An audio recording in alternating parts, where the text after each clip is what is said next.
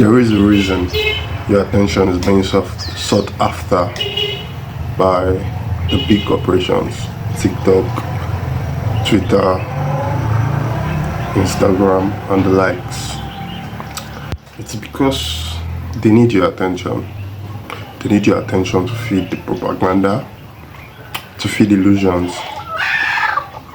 And that's just one of the reasons why your attention is like your biggest currency, your most valuable currency, your biggest tool, if you put it like that, in a sense.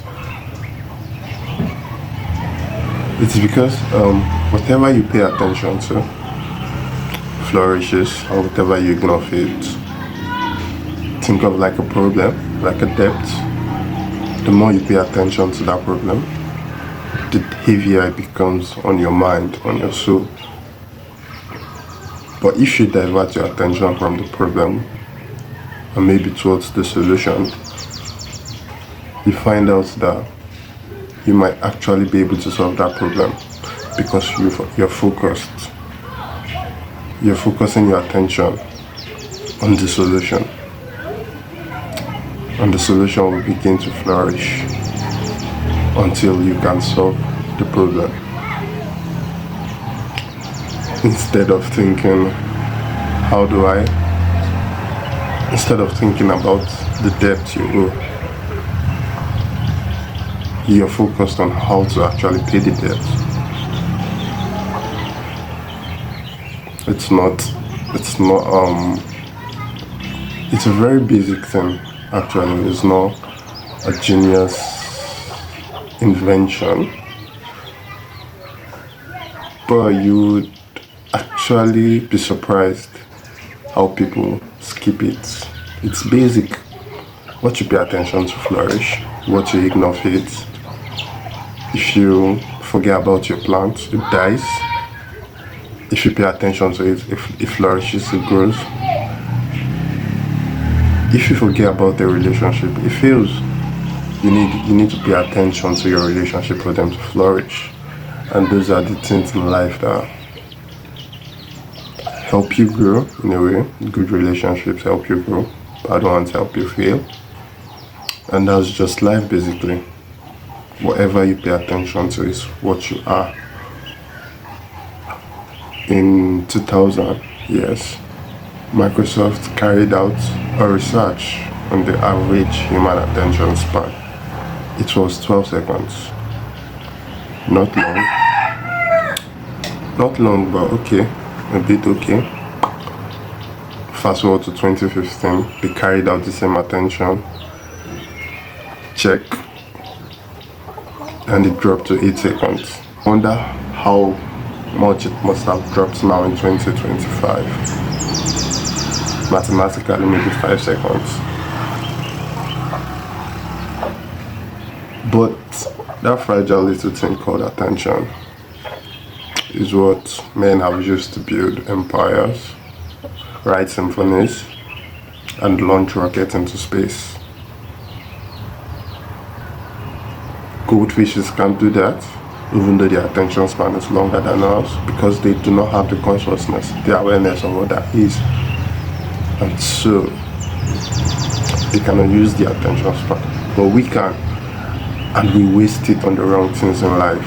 Worry, fear, we feed the propaganda machine, and we feed the illusion of this reality without ever focusing our attention on things we want to create, things we want to build, stuff like that, you know.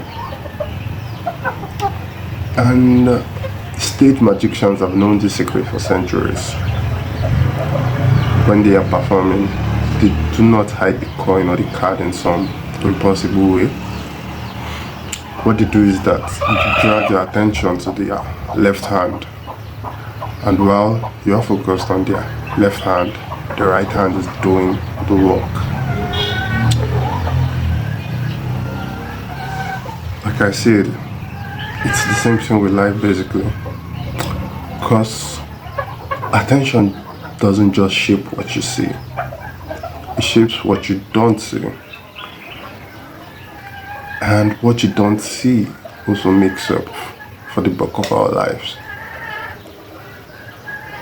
Steve Jobs had his way of putting it.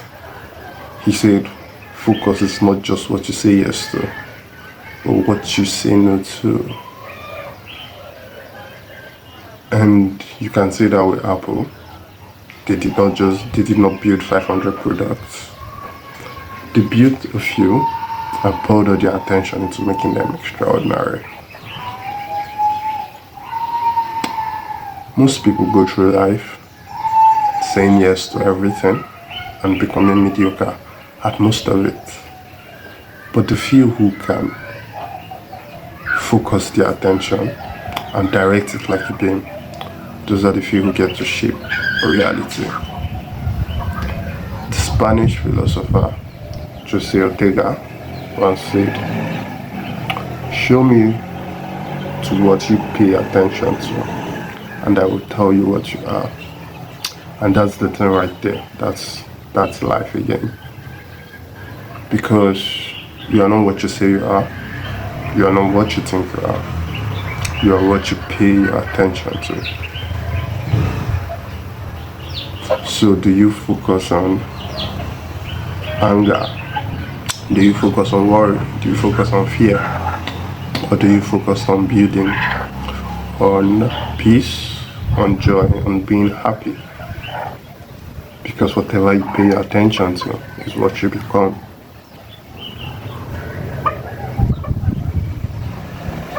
A basketball player on a free throw line looks at the hoop, he bounces the ball, he takes a deep breath, and he visualizes. That little ritual, you see, that's attention training. Because a good basketballer knows that where the mind goes, the body follows, and a distracted player is bound to lose, while the focused one wins. So, here's the invitation. Start paying attention to your attention. Where does it go when you are not in control? Does it drift towards anger, towards fear, towards worry? Or does it move towards building, towards love, towards peace, or towards learning? Because you cannot take control of what you don't notice. But once you notice, you can take control.